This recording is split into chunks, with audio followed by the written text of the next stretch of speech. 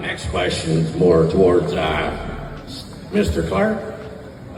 When you ran for mayor this election, a big reason I voted for you personally, and yes, I voted for him, was your call to clean up downtown the Ally Center, which excludes all this shit happening in all the neighborhoods. You've been in here almost 3 years now, 2.5. Over to what have you done to help clean up that mess from a political point? Here's what Donald is referring to from the mayoral debate back in October 2024. Cecil basically says he'll move the Ally Center. And also identify appropriate and provide appropriate locations for the Ally Center and homeless shelters. You talk about wraparound care. It's not throwing people out in the street in the morning. It's making sure they have the services, the supports, and the environment that allow them to lift them up, and if in cases for recovery or better housing. And very briefly, just to expand, are you saying the Ally Center should move? Yes. Okay. That's almost 2 years ago. There's no indication that the drug problem and the serious public safety issues that come with it have really improved. After all, the Q&A is at a public safety crisis meeting in New Waterford. Cecil speaks like Jackson Pollock paints. If you listen hard enough, you'll find real information splashed in there, and people with lots of money seem to be impressed by it. Here's some of the things he enumerated.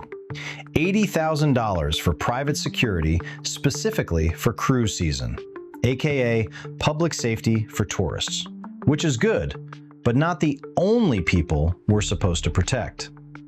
Camera systems, including body-worn cameras. A proper homeless shelter. He says he's been working on it and has been very busy and hasn't ignored the issue.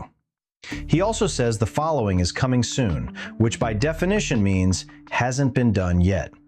Have a listen. Maybe set some milestones or check-in points? A citizen actually suggested that during the meeting. So what are we doing with regards to needles not being collected by the Ally Center? They're being paid for it. We're taking municipal tax dollars, we're going to do it ourselves because it's not getting done. Okay, maybe that's reasonable, but he hasn't made much more progress on it than me. FYI, it was in my mayoral platform, as were many of these other ideas. Despite him being elected and me coming up short, we've made about the same amount of progress. I hope you can appreciate the sarcasm. A great idea is worth nothing if not executed. But Donald Campbell Jr. was pressing the interim police chief just before his question to Mayor Clarke.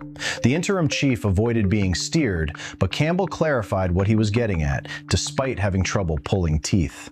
He was basically trying to get the chief to put a number on how many officers are not able to complete full duties for a variety of factors, from sick leave to workplace accommodations, or perhaps even those who found themselves in legal hot water. One of the main observations throughout the night was that there simply isn't enough police presence, that open drug sales or folks with needles hanging out of their arms on the streets aren't arrested. Police responses are not fast enough, and even when they get them, they are just back to the streets again, although that final factor is in the hands of the courts, not police. I really didn't hear anything to suggest there would be significant improvements to be expected, although the interim chief suggested they would continue to recruit new officers. At one point, Cecil pulled a rabbit out of his hat that way too many people played into. Campbell didn't. And if they don't want to respond back, I will ask this community, will you get on a bus with me and come to Halifax and deal with it in here? Don't let him feed you the bullshit! We're doing everything we can. Don't let him feed you the bullshit!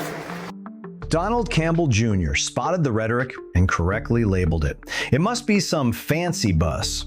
Remember, Mayor Clarke is the guy who insisted on flying first class to China. By the time the next election comes around, we'll probably see him out collecting needles with a camera crew. Here's the thing, this isn't all about Cecil. It's a hard problem, even for people that would really try to solve it.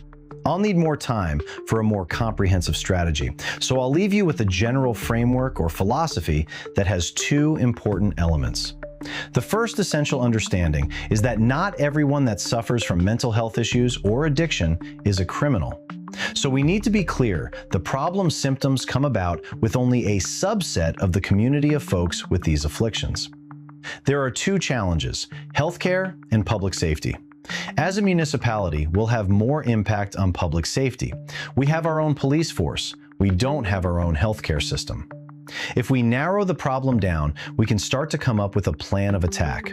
We maintain a public safety focus and target only individuals who are committing crimes, understanding everyone else just needs health care.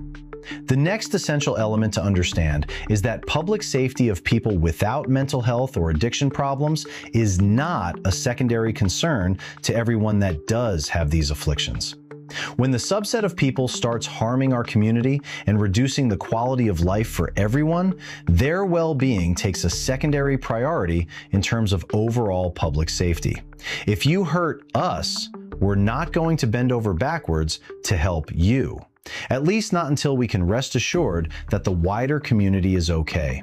And when we come to that understanding, what comes next is making sure that our police force is relentless with enforcement. We don't need to care what the courts do after arrest. We just keep making the arrests anyway. We don't let anyone get comfortable harming our community. While I'm not of the Wild West mentality of many, there's a certain value to the sheriff putting the misbehaving person on his pony and telling him to get outside of town limits.